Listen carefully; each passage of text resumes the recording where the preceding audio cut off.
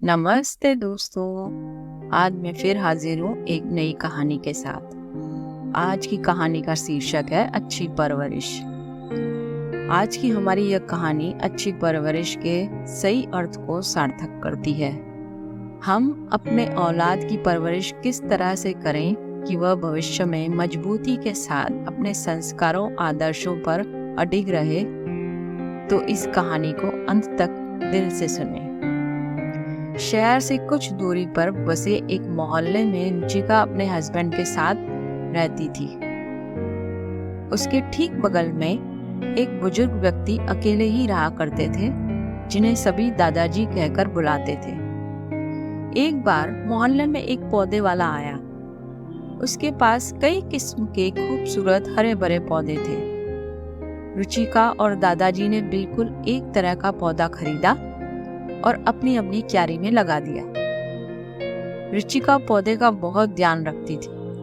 दिन में 3 बार पानी डालना, समय समय पर खाद देना और हर तरीके के कीटनाशक का प्रयोग कर वह कोशिश करती थी कि उसका पौधा ही सबसे अच्छे ढंग से बड़ा हो। दूसरी तरफ दादाजी भी अपने पौधे का ख्याल रख रहे थे, पर रुचिका की तुलना में वह थोड़े बेपरवाह थे। दिन में बस 1 या 2 बार पानी डालते, खाद डालते और कीटनाशक के प्रयोग से भी वह ढीले थे। समय बीता, दोनों के पौधे बड़े हुए। रुचिका का पौधा हरा भरा और बेहद खूबसूरत था। दूसरी तरफ दादाजी का पौधा अभी भी अपने सर्वश्रेष्ठ रूप में नहीं आ पाया था। यह देखकर रुचिका मन ही मन पौधों के विषय में अपनी जानकारी और देखभाल करने के लगन को लेकर गर्व महसूस करती थी। फिर एक रात अचानक ही मौसम बिगड़ गया।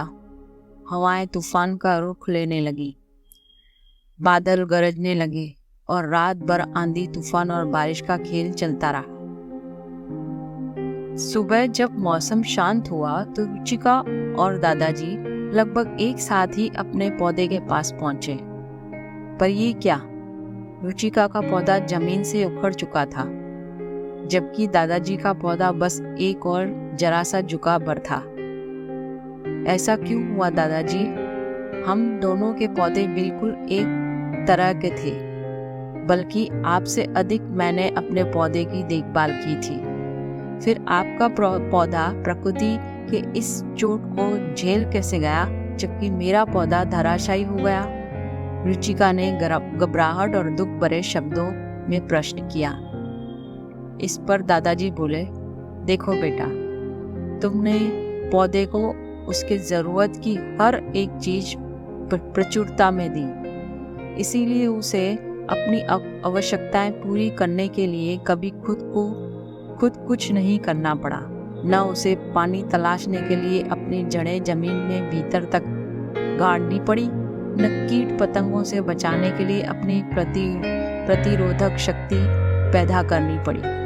नतीजा ये हुआ कि तुम्हारा पौधा बाहर से खूबसूरत हरा भरा दिखाई पड़ रहा था, पर वह अंदर से कमजोर था और इसी वजह से वह कल रात के तूफान को झेल नहीं पाया और उखड़कर एक तरफ गिर गया।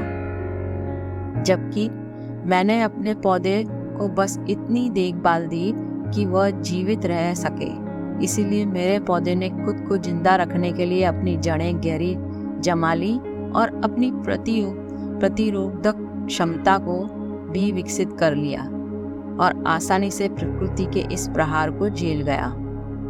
रुचिका अब अपनी गलती समझ चुकी थी, पर अब वह पछताने के सिवा और कुछ न कर सकी। तो दोस्तों, बच्चों को पालना और पौधों की देखभाल करने में काफी समानताएं हैं। ऐसे ही छोड़ देने पर बच्चे और प्लांट्स दोनों बिगड़ जाते हैं और जरूरत से अधिक रखरखाव करने पर वे कमजोर हो जाते हैं। इसीलिए बतौर अभिभावक जरूरी है कि हम एक सही अंतराल के साथ अपने बच्चों को पाले पोसें और सही परवरिश दें, ताकि उस पौधे की तरह बने जो मुसीबतों के आने पर गिरे नहीं, बल्कि अपना सीना चौड़ा कर उसका सामना कर सके। तो फिर मिलूंगी अगली बार एक नई कहानी के साथ।